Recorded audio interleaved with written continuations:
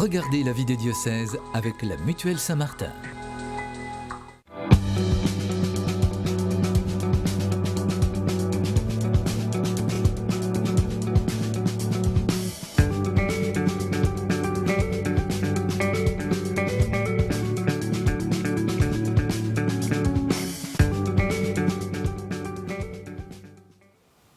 Bonjour à toutes et à tous et bienvenue dans la vie des diocèses. Je suis très heureuse de vous retrouver pour une nouvelle saison de cette émission où chaque semaine, vous le savez, nous partons à la découverte d'un territoire, d'un diocèse et de son évêque.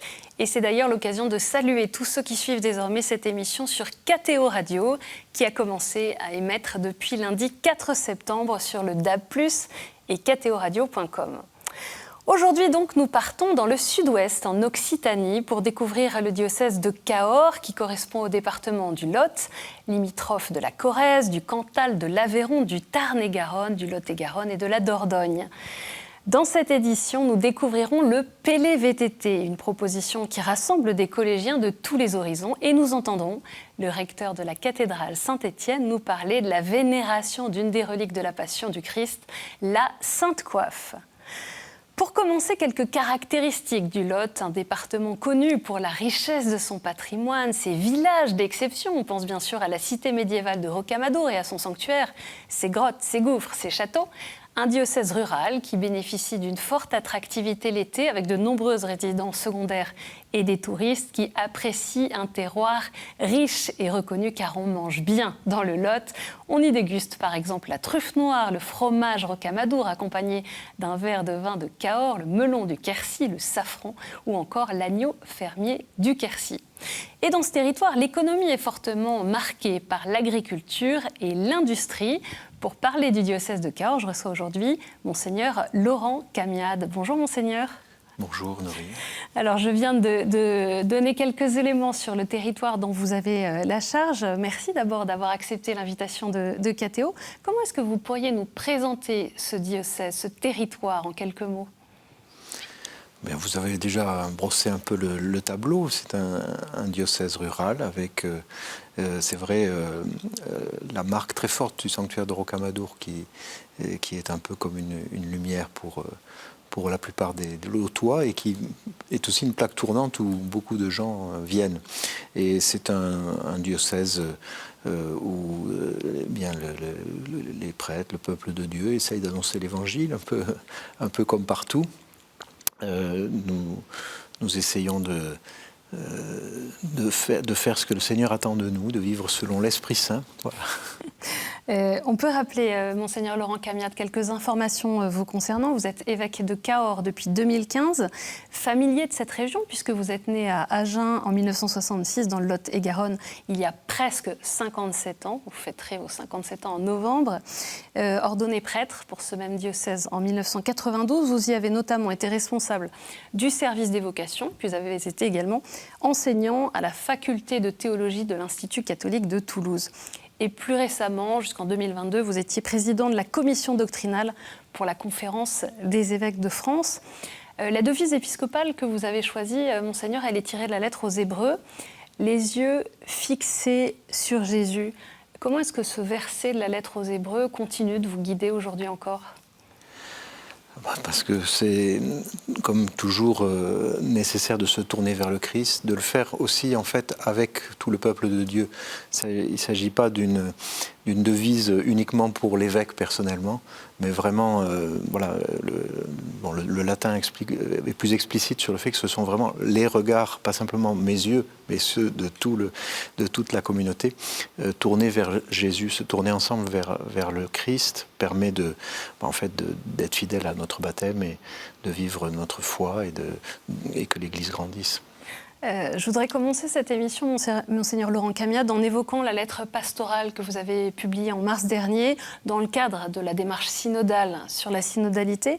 Vous l'avez intitulée « Sur des eaux redoutables à l'appel de Jésus », avec la référence au chapitre 14 de l'évangile de Matthieu, je rappelle, où la barque des apôtres est secouée par la tempête et Jésus marche sur les eaux pour les rejoindre. C'est la tempête en ce moment dans l'Église ? Il y a pas mal de choses qui remuent. Ce serait vraiment avoir les yeux fermés que de ne pas le voir. Bon, bien sûr, depuis de nombreuses années, on voit un peu la diminution de toutes les statistiques. Nous connaissons aujourd'hui, bien sûr, la crise des abus dont on parle beaucoup. Nous voyons aussi que ça touche tout le monde, à la fois toute la société, mais aussi tous les niveaux de la hiérarchie de l'Église, on va dire. Et en fait, depuis quand même pas mal d'années, on essaye de travailler pour redresser un peu cette dimension-là, mais on se sent quand même souvent démunis. Voilà, et on continue d'annoncer l'Évangile. On sent bien que la société dans laquelle nous vivons comporte des résistances, que les chrétiens ne se sentent pas toujours écoutés, pas toujours respectés, ce qui ne veut pas dire qu'ils ne le sont pas, mais en tout cas il y a des tensions, il y a des difficultés. Voilà, il y a une fragilisation de nos communautés, et dans le monde rural, c'est particulièrement sensible à cause de la dispersion de la population. Quand on est peu nombreux, ça se voit. Sans doute dans les grandes villes, il y a quand même des gens qui se rassemblent, et on voit parfois un peu moins cette fragilité de l'Église vis-à-vis de l'ensemble de la société. Aujourd'hui, c'est très très visible chez nous dans le monde rural. Et comment s'est passée cette démarche synodale dans la phase diocésaine, dans le diocèse de Cahors, justement ? Alors, nous avons, comme dans beaucoup de diocèses, ou peut-être presque tous, il y a eu une consultation au départ, et donc on a eu une bonne centaine de contributions renvoyées par donc des groupes qui comportaient entre 5 et 10 personnes, enfin suivant les groupes. Enfin, on estime qu'il y a au moins 600 personnes qui se sont exprimées, donc ce n'était pas négligeable pour notre petit diocèse. Et à partir de là, donc le comité du synode local a constitué une synthèse qu'on a renvoyée, et puis nous avons eu un rassemblement diocésain le 25 novembre l'année dernière. 2022 donc. 2022, oui. Qui a permis de reprendre les différents thèmes qui ressortaient de la synthèse sous forme de témoignages, et puis de prolonger la discussion. L'intérêt de la journée, c'est que nous avions invité des gens un peu de toutes les générations, qu'ils aient participé à la première phase ou pas, qu'ils aient été intéressés au départ ou pas. Alors, parmi les invités, c'est comme dans l'Évangile, tous ne se sont pas rendus disponibles, mais on a quand même eu une belle palette de chrétiens vraiment très divers et variés. On a essayé aussi d'honorer cela dans la manière de présenter les témoignages, et de faire que les gens échangent entre eux, même s'ils n'ont pas les mêmes sensibilités, même si le synode les intéresse ou les intéresse pas. Mais on a pu finalement faire une très belle expérience, très joyeuse, de ce qu'on arrivait à s'écouter et à se retrouver quand même sur la foi au Christ. Alors on va revenir sur cette expérience et sur ses conséquences dans le diocèse, mais je vous propose de découvrir un premier reportage sur une des propositions phares du diocèse de Cahors, le Pélé VTT. Cette expérience sportive et spirituelle est née en 2001 dans ce diocèse, et elle a été adoptée par la suite dans de nombreux autres diocèses en France. Cet été, 154 collégiens sont partis de Cahors le 3 juillet. Ils ont pédalé pendant 5 jours jusqu'à Rocamadour. Ce Pélé VTT est une initiative de l'Église catholique ouverte à tous les jeunes de 11 à 15 ans qui le souhaitent, baptisés ou non. Notre journaliste Ophélie Marien a suivi le Pélé sur une étape de son parcours.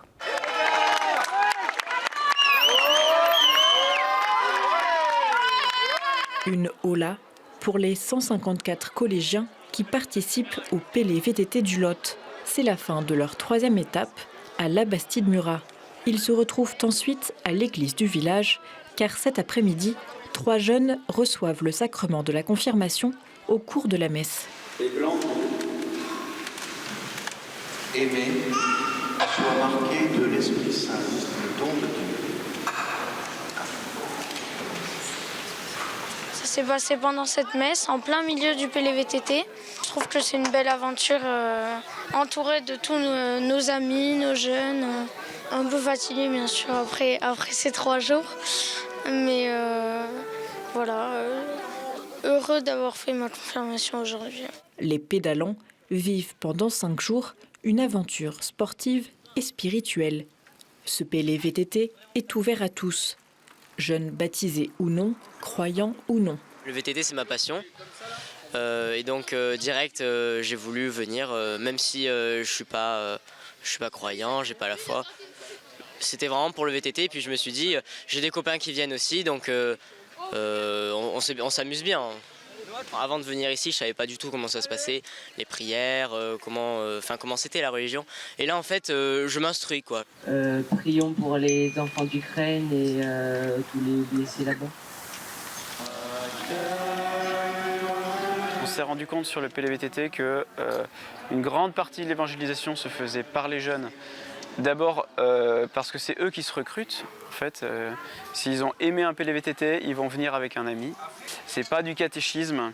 Ce qu'on propose au PLVTT, c'est pas seulement, voyez, un enseignement d'un adulte à l'enfant, c'est aussi des jeunes qui peuvent témoigner de leur foi dans un cadre qui n'est pas celui du collège, c'est-à-dire que c'est pas celui où ils seront critiqués parce qu'ils sont chrétiens, parce qu'ils vont à la messe et tout. Voilà, c'est un lieu où en fait on peut vivre sa foi de manière épanouie et puis dans le respect et dans la bienveillance. Les animateurs de 18 à 25 ans encadrent les collégiens sur la route. Une histoire de transmission, car beaucoup ont été à leur place il y a quelques années. Vraiment, le PLVTT, quand j'y suis arrivé la première fois, j'ai vraiment découvert une ambiance de camp et puis même une ambiance qui rapprochait le côté de la foi avec le côté convivial. Et donc avec ça, je me sentais vraiment à l'aise comme un poisson dans l'eau. Et je pense que le rôle de l'animateur, justement, ça va être de souder ces deux aspects du PLV, en fait, le côté sacré et le côté convivial. Et c'est vraiment ce que je cherche à faire depuis que je suis devenu animateur, parce que c'est ce que j'ai reçu de mes propres animateurs avant. Les collégiens reprennent la route jusqu'à leur destination finale, le sanctuaire marial de Rocamadour. Cette formule fonctionne. Le PLVTT, né en 2001 dans le diocèse de Cahors, a essaimé dans une quarantaine de diocèses depuis lors. Monseigneur Laurent Camiade, on vient de le voir dans ce reportage, combien le PLVTT permettait de toucher des jeunes qui ne fréquentent pas habituellement peut-être l'église. Qu'est-ce que cette proposition leur apporte ? Bien, là, chacun aussi reçoit ce qu'il a pu accueillir dans son cœur. Ce que ça leur apporte, c'est quand même une expérience, une découverte de l'Église, comme le disait le garçon là, qui, de manière très simple, disait qu'il n'était pas croyant, mais enfin, il s'instruit, je m'instruis. Oui. Mais c'est une découverte, et après cette découverte, il va pouvoir cheminer avec et avoir peut-être un regard différent sur la foi que celui qui est véhiculé dans la société par ailleurs, enfin ça dépend.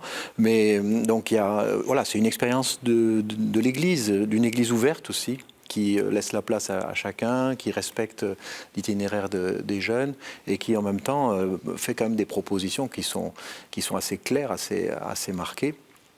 Mais tout le monde s'y trouve épanoui. Alors bien sûr, il y a aussi tout un aspect éducatif, de fraternité, essayer d'apprendre à dire merci.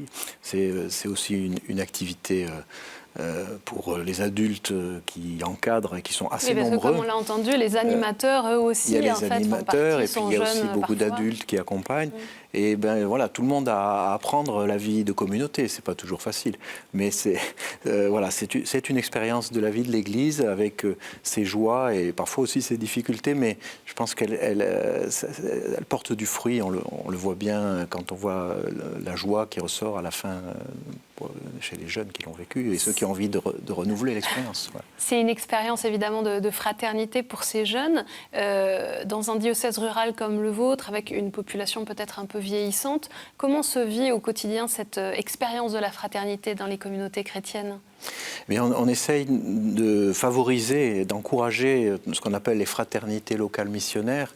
Alors c'est un moyen un peu phare, mais bon, bien sûr, il y a beaucoup de réalités qui ne portent pas ce titre et qui existent. Mais enfin, c'est l'idée que même s'il n'y a que quelques chrétiens dans un village, dans une petite paroisse, ils peuvent se réunir, ils peuvent faire quelque chose, porter dans la prière la vie la vie sociale, la réalité là où ils sont, leur village, village, parce qu'ils connaissent. Dans le monde rural, les gens ne sont pas toujours solidaires, hein, c'est pas toujours facile, mais ils se connaissent, ils savent ce qui se passe. Et ils peuvent porter ça dans la prière s'ils sont chrétiens. Et je pense que encourager cela est très important, la dimension de prière et le témoignage que l'on peut donner à la suite de ça, et puis le souci des autres. Et donc ces fraternités locales missionnaires, concrètement, ça s'adresse aux chrétiens qui fréquentent l'Église pour l'Eucharistie dominicale ou plus largement encore à d'autres? On constate que là où il y a un groupe réellement dans un village qui fait quelque chose, il y a souvent aussi des gens qui ne sont pas forcément pratiquants, mais parce que c'est dans leur village, s'y intéressent, s'y adjoignent éventuellement, ou même viennent prier. Je pense à une fraternité où j'avais pu constater ça lors d'une visite pastorale, où en fait il y avait une personne par exemple qui était divorcée, remariée. Alors elle ne voulait pas aller à la messe parce qu'elle ne veut pas communier, mais par contre la prière avec la fraternité, elle pouvait le faire. Alors c'est une étape, peut-être elle franchira cette étape, mais c'est une porte ouverte aussi de proximité avec les uns et les autres, et chacun avance là aussi à son rythme. Parmi les trésors du Lot se trouve la Sainte Coiffe. Depuis des siècles, elle est vénérée à Cahors comme une des reliques de la Passion du Christ. C'est dans une chapelle de la cathédrale Saint-Étienne que se trouve ce linge qui aurait entouré la tête de Jésus au moment de son ensevelissement dans le tombeau. Des ostensions solennelles de la Sainte Coiffe ont repris en 2019. Elles ont désormais lieu du mardi de Pâques au dimanche de la Miséricorde, ainsi que le week-end de Pentecôte. Les fidèles sont alors invités à passer sous la relique en signe de vénération. Le recteur de la cathédrale de Cahors, le père Luc Dangean, revient sur cette tradition et sur la démarche proposée à ceux qui viennent vénérer la Sainte Coiffe. Le cœur du message de la Sainte Coiffe, c'est bien ce verset de Jean, quand les disciples arrivent au tombeau, et notamment le disciple Jean, il vit et il crut, chapitre 20. Et c'est vraiment la phrase phare de ce que nous essayons de vivre ici. Parce que le paradoxe de la résurrection, c'est que le corps n'est pas là, il le voit et il croit. Donc il voit une absence et en même temps, il reconnaît une nouvelle présence. Cette Sainte Coiffe est placée dans la chapelle d'Axe de la cathédrale et on invite les pèlerins à partir du côté gauche du chœur, passer devant cette relique et en faisant un geste de vénération qui n'est pas un geste d'adoration, puisque c'est un signe de la résurrection qui nous est donné, mais qui renvoie à la chapelle de l'adoration du Saint-Sacrement, où là on invite les gens à adorer le Christ ressuscité, et la Sainte Coiffe en est que le signe et le chemin qui y mène en fait. Donc c'est ce processus-là qu'on propose de vivre à tous les pèlerins qui viennent, et notamment beaucoup de pèlerins qui viennent de pays de l'Est ou de l'Espagne, et qui s'arrêtent à Cahors. Ils sont accueillis. Il suffit de téléphoner et de prendre rendez-vous. Ils seront accueillis pour une célébration et pour une vénération. Alors, Monseigneur Laurent Camiotte, cette relique de la Sainte Coiffe de Cahors, elle n'est pas si connue en fait. Pourquoi est-ce que vous avez voulu la remettre en valeur et qu'est-ce que vous en attendez ? Je ne sais pas si j'ai voulu, parce que mes prédécesseurs le voulaient déjà, mais ça n'avait pas pu se réaliser. Et il se trouve que c'est un plein clin d'œil, mais au moment où j'étais nommé évêque de Cahors, je ne savais pas que cette Sainte Coiffe existait. Mais on m'a appris, ma première venue à Cahors, qu'elle venait d'être victime d'une tentative de vol. Il y a eu une effraction dans la chapelle, etc., où elle était enfermée. Bref, ça a attiré mon attention dessus. J'ai proposé qu'on la mette devant l'autel le jour de mon ordination épiscopale. Et là, j'ai constaté que des gens venaient prier et notamment se recueillaient dans un profond silence. Et on l'a ressorti une fois ensuite pour la Pentecôte. Et ça a été le même phénomène. Ce qui m'a touché, c'est de voir que des gens étaient touchés par ce signe, un linge de la Passion, et entrer dans une méditation, mais très impressionnante. Et pendant toute l'année des ostensions en 2019, on a pu voir cela aussi, le silence des personnes qui venaient vénérer la Sainte Coiffe. Moi, c'est ça qui m'a touché, c'est plus ça qui m'a donné envie d'encourager et de constater en fait ce que dit le pape François dans Evangelii Gaudium sur la piété populaire, qu'elle comporte une force évangélisatrice. C'est-à-dire, c'est pas... Quelquefois, on avait dit auparavant qu'il fallait encadrer la piété populaire, qu'il fallait l'évangéliser. Non, c'est elle qui nous évangélise. C'est-à-dire, c'est... De quelle façon ? C'est-à-dire, c'est cet élan qui vient du cœur des gens, qui vient du peuple et qui nous conduit vers le Christ. Voilà. Parce que, et le pape François dit, parce qu'elle nous fait sortir de l'immanentisme, c'est-à-dire d'une piété qui serait seulement intellectuelle, où on voudrait voir Dieu en toutes choses, un peu à la manière du New Age. De spiritualité un peu désincarnée, oui. Alors que là, on a quand même un contenu. On a un linge qui nous rappelle la passion du Christ. Cette incarnation, elle est visible. Quand il s'agit de la vénération des saints, c'est pareil. Il y a une histoire de sainteté. Et on sort de soi-même, on sort de la subjectivité, on sort d'une piété abstraite qui serait uniquement intellectuelle. On est dans le concret, dans l'incarnation et dans la vérité qui nous conduit à l'objectivité de Dieu qui est présente dans notre histoire et dans notre vie. On vient de parler des fruits de cette piété populaire et de tout ce qu'elle signifie de beau. Elle peut nous conduire au Christ, bien sûr. Dans la réflexion synodale qui a eu lieu dans votre diocèse, dans le diocèse de Cahors, vous avez relevé une attente, une demande de formation. Qu'est-ce qu'il manque aux chrétiens, aux baptisés, pour être bien formés ? Peut-être il faudrait se motiver pour aller aux formations qui sont proposées. Parce que... Déjà de répondre, d'être présent quand il y a des formations. Quand il y a des propositions, et peut-être de dire aussi d'ailleurs, mais c'est pas comme ça que ça convient, on peut améliorer, on peut faire mieux, mais on fait des propositions et la réponse existe, mais elle est souvent un peu faible. Et je pense que c'est un peu comme toutes les choses importantes de la vie. On sait qu'on devrait le faire, on en a envie, on écrit même dans les contributions synodales que c'est important. Un peu comme les bonnes résolutions de début d'année. Oui, et on dit toujours c'est ceux qui le réclament qui ne sont pas là le jour où on le propose. Alors je trouve qu'effectivement, il faudrait que nous soyons à l'écoute comment dire, des possibilités pour les gens de trouver des lieux de formation. Il faut qu'on essaye d'adapter les propositions. Mais il y a aussi un effort à fournir de la part des chrétiens pour se former. Et en fait, je pense que c'est pas si simple que ça, parce qu'on sait qu'on en a besoin, mais se former, c'est pas simplement apprendre des choses, parce que ça, on peut aller sur Internet aujourd'hui, on peut apprendre plein de choses. Mais c'est accepter de bouger et se mettre avec d'autres en église pour se convertir, pour se transformer, se laisser transformer. Pas simplement nourrir une curiosité, mais vraiment se laisser toucher. Et c'est ça qui est un peu difficile finalement, et on résiste tous à ça. Alors on va rentrer maintenant dans la dernière séquence de cette émission La vie des diocèses avec les questions de terrain.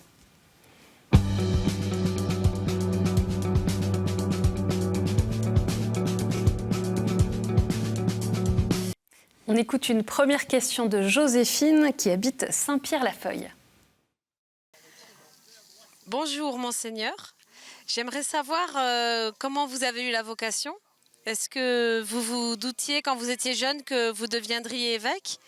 Et surtout, est-ce qu'il y a un mouvement de jeunes ou un camp que vous auriez fait quand vous étiez jeune qui vous a confirmé dans votre vocation ? Et si oui, lequel ? Alors c'est plutôt ma confirmation qui m'a confirmé, si on peut dire. Enfin confirmé, je ne sais pas, mais qui m'a éveillé.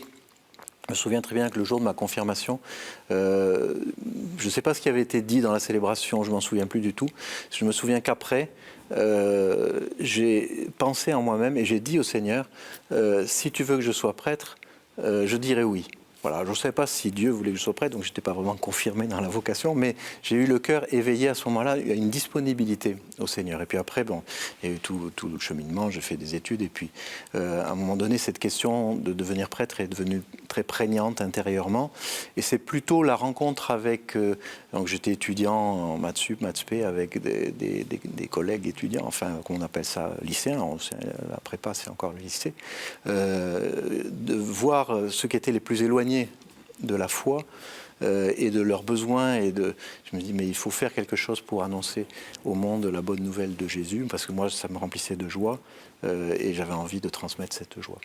On a une deuxième question, Monseigneur Laurent Camiade. Elle nous vient de Réani, qui est catéchiste dans la paroisse de Gramat et qui est également aide-soignante. Bonjour, Monseigneur Camiade. Ma question est de savoir votre ressenti spirituellement, intérieurement, par rapport à tous ces problèmes que vous avez eus auparavant, je vais dire problèmes de santé. Alors, ça, c'est une question évidemment très personnelle. Effectivement, j'ai eu des problèmes de santé l'année dernière et je pense qu'au moment où cette dame pose la question, je participais au PLVTT. Ça allait mieux, j'étais en rémission. Voilà, quelques semaines après, suite à un scanner, je découvre qu'il faut recommencer les traitements. Donc voilà, ça c'est mon état actuel. Alors spirituellement, parce que c'est sa question, hein, comment je le vis? Je le vis quand même comme une découverte de ce monde de la maladie, de l'intérieur, parce que j'avais souvent visité des malades. Je m'étais beaucoup intéressé à la question de la maladie. J'ai même fait une thèse sur la guérison en théologie. Mais c'est autre chose de vivre soi-même la maladie. Et c'est aussi l'expérience d'une communion avec toutes les personnes qui sont touchées. Et je sens aussi cette proximité dans le diocèse, parce que les gens le disent. C'est très impressionnant, voilà, de parler d'égal à égal. Je crois que ça m'a rapproché de beaucoup de gens, en fait, cette expérience-là. Et puis aussi, je suis édifié par mes collaborateurs qui font tout ce qu'ils peuvent pour que ça se passe bien malgré mes défaillances physiques. Voilà, et le soutien de toutes les personnes, leurs prières. Voilà. Donc c'est une expérience, je dirais, de communion profonde dans l'Église, très incarnée, et que le Seigneur aussi ne nous abandonne pas, même dans la faiblesse, on est fortifié par la force de Dieu. Même si, bon, je dis ça, il y a des moments où, voilà, c'est pas forcément le grand enthousiasme, mais voilà, Dieu est présent.